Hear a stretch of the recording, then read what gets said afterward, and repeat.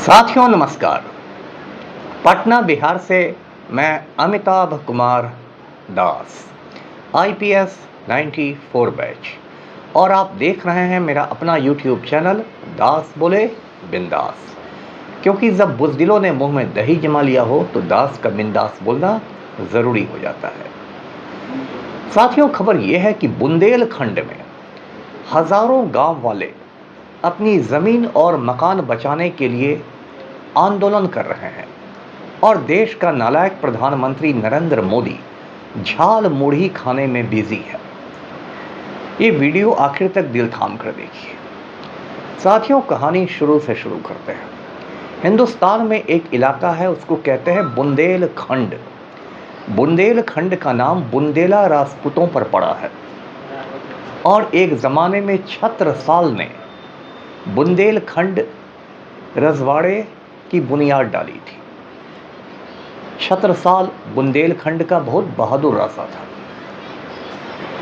आज का जो बुंदेलखंड है उसमें 13 जिले आते हैं, 13 डिस्ट्रिक्ट्स। उसमें 7 जिले उत्तर प्रदेश में हैं और 6 जिले मध्य प्रदेश में। आपने झांसी की रानी का किस्सा सुना होगा। ये जो झांसी की रानी थी लक्ष्मीबाई, इसकी जो झांसी थी वो भी बुंदेलखंड का ही हिस्सा है। और ऐसा भी हो सकता है कि फ्यूचर में, भविष्य में बुंदेलखंड एक अलग राज्य बन जाए। साथियों, बुंदेलखंड के जो लोग होते हैं बहुत बहादुर होते हैं, मेहनती होते हैं, लेकिन उन पर हमेशा कुदरत की मार रहती है। क्योंकि बुंदेलखंड एक सूखाग्रस्त इलाका है जहां अक्सर ड्राउट पड़ता है, सूखा पड़ता है और यहाँ की फसलें बर्बाद हो जाती हैं। अब हुआ ये कि 2021 में जो हमारे नालायक प्रधानमंत्री हैं नरेंद्र मोदी ने, उन्होंने एक योजना को हरी झंडी दी। ये योजना थी केन बेतवा लिंक प्रोजेक्ट। अब आप पूछेंगे कि ये केन और बेतवा क्या है। तो केन और बेतवा दोनों नदियों के नाम हैं। ये जो केन नदी है ये मध्य प्रदेश में बहती है और जो बेतवा नदी है ये उत्तर प्रदेश में बहती है। और ये जो प्रोजेक्ट है ये हिंदुस्तान की तारीख का पहला प्रोजेक्ट है जिसमें 2 नदियों को आपस में जोड़ दिया जाएगा, जिसको रिवर इंटरलिंकिंग कहते हैं। और ये लगभग 40,000 करोड़ की योजना है। और कहा जा रहा है कि जब दोनों नदियां जुड़ जाएंगी आपस में तो केन नदी का जो अतिरिक्त पानी है, जो सरप्लस वाटर है, वो बेतवा नदी में पहुंच जाएगा। अब भारत सरकार ने बड़े बड़े दावे किए हैं, हिंदुस्तान की हुकूमत ने बड़े दावे किए हैं। सरकार का कहना है कि ये जब प्रोजेक्ट मुकम्मल हो जाएगा तो लाखों हेक्टेयर ज़मीन में सिंचाई हो सकेगी, इरिगेशन हो सकेगा, सूखे की समस्या खत्म हो जाएगी। इसके बाद लाखों लोगों को बुंदेलखंड में पीने का पानी मिलेगा, ड्रिंकिंग वाटर मिलेगा। और इस प्रोजेक्ट से पन बिजली भी पैदा होगी, हाइड्रो पावर भी बनेगा।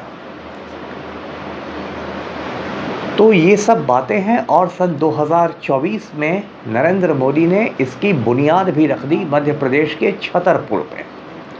यानी कि अब ये काम शुरू हो चुका है केन बेतवा लिंक प्रोजेक्ट का। अब साथियों, ये तो सरकार ने मुंगेरी लाल के हसीन सपने दिखाए, बहुत सारे हसीन ख्वाब दिखा दी आवाम को कि ये हो जाएगा, वो हो जाएगा। लेकिन जो ज़मीनी हकीकत है केन बेतवा प्रोजेक्ट की, वो बहुत डरावनी है। डरावनी इसलिए है कि इसमें बहुत तबाही मचेगी। माना जा रहा है कि कम से कम 23 लाख पेड़, 23 लाख दरख्त काट दिए जाएंगे। आप समझिए एक छोटे से पौधे को पेड़ बनने में कितने बरस लगते हैं। और यहाँ 1 नहीं, 2 नहीं, 3 नहीं, 23 लाख दरख्तों को काटने का प्लान है। इतना ही नहीं, उस इलाके में एक पन्ना टाइगर रिजर्व है जहां कई बाघ रहते हैं, उनके शिकार रहते हैं, और भी परिंदे रहते हैं, जानवर रहते हैं। ये जो पन्ना टाइगर रिजर्व है ये पूरी तरह पानी में डूब जाएगा। अब वहाँ के पशु पक्षियों का क्या हाल होगा आप समझ जाइए। इतना ही नहीं, ये जो केन बेतवा प्रोजेक्ट बनेगा तो 7,000 परिवार जो होंगे वो विस्थापित हो जाएंगे, यानी डिस्प्लेस्ड हो जाएंगे, क्योंकि उनके गांव डूब जाएंगे और उनका खेत, ज़मीन, मकान सब कुछ बर्बाद हो जाएगा। तो ये तबाही का आलम है। अब देखिए, कुछ दिनों से हज़ारों लोग, खासकर मध्य प्रदेश के छतरपुर डिस्ट्रिक्ट में हज़ारों लोग, जिसमें बूढ़े, बच्चे, मर्द, औरत सब शामिल हैं, वो लोग आंदोलन कर रहे हैं। और उन्होंने आंदोलन का एक बड़ा अजीबोगरीब तरीके निकाल दिए हैं। उसमें हज़ारों औरतें तो ऐसी हैं जो चिताओं पर जाके लेट गई हैं। चिता आंदोलन शुरू हो गया। आप जानते हैं चिता, जिसको इंग्लिश में फ्यूनरल पायर कहते हैं, किसी हिंदू की मौत होती है तो उसको चिता पर जलाया जाता है। तो इन औरतों ने चिताएं बना दी हैं और उन चिताओं पर जाके ये जीते जी लेट गई हैं कि अब हम मरना ही पसंद करेंगे। इतना ही नहीं, इन्होंने एक मिट्टी आंदोलन भी शुरू कर दिया है। इन लोगों ने अपने पूरे बदन पर मिट्टी पोत ली है।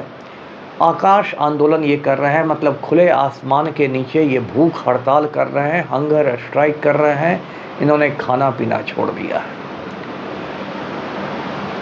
और जो मध्य प्रदेश का नालायक मुख्यमंत्री है, नालायक वजीर आला है मध्य प्रदेश का, उसका नाम है मोहन यादव, वो भी बीजेपी का है, राम भक्त है।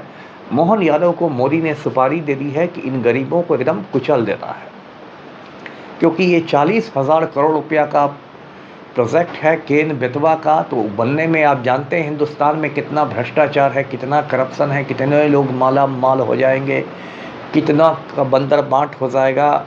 आप जानते हैं कोई भी हज़ारों करोड़ का प्रोजेक्ट होता है तो उसमें लूट मच जाती है। बड़े बड़े नेता, बड़े बड़े अफसरान, इंजीनियर, ठेकेदार सब लूट मचा देते हैं और सबको उसका हिस्सा मिलता है।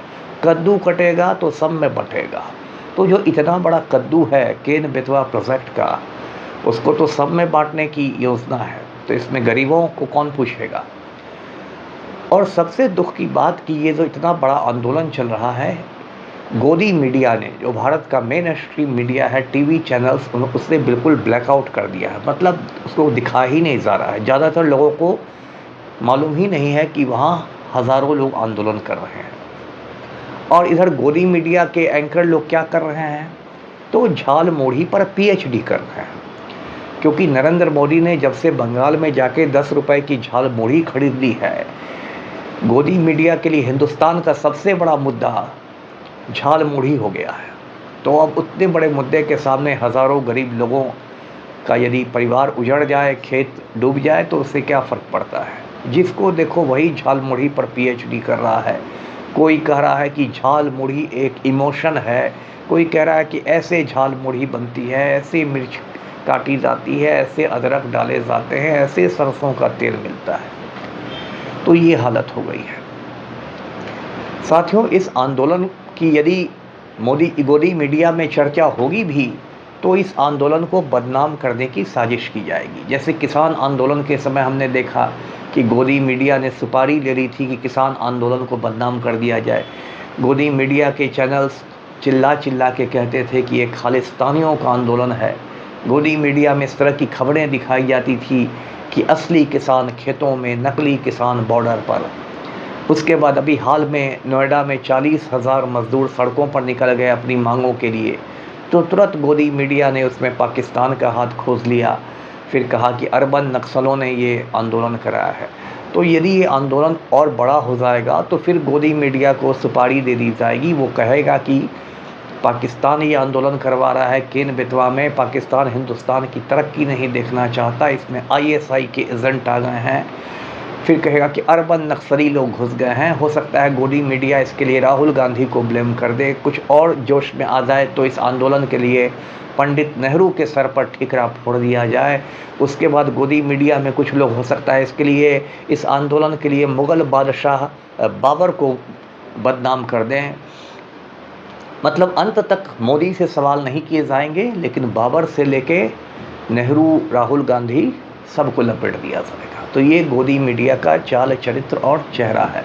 लेकिन जो हो रहा है केन बेतवा में, उसको दो नदियों को जोड़ने के नाम पर, वो बिल्कुल गलत है। इसके पहले भी इस किस्म का आंदोलन हो चुका है। आपको याद होगा, नर्मदा नदी पर गुजरात में एक सरदार सरोवर डैम बनाया गया, वो लोग विस्थापित हो गए। फिर मेधा पाटकर ने नर्मदा बचाओ आंदोलन बनाया, जंग लड़ी। वो मेधा पाटकर को मराठी भाषा में, मराठी जबान का मतलब होता है जिद्दी लड़की। तो मेधा पाटकर ने बहुत लड़ाई लड़ी और कुछ हद तक आज मेरे वीडियो बनाने का ये मकसद था कि आपको पता चले कि केन बेतवा प्रोजेक्ट के खिलाफ हैं। और मेरा जो संगठन है बिहार विप्लवी परिषद, वो इस आंदोलन का पूरा सपोर्ट करता है। और एक बार मैं चाहूँगा कि राहुल गांधी भी जाके इन लोगों से, इन गरीब लोगों से, आदिवासियों से मुलाकात कर। वीडियो को लाइक कीजिए, शेयर कीजिए, चैनल को सब्सक्राइब कीजिए। धन्यवाद।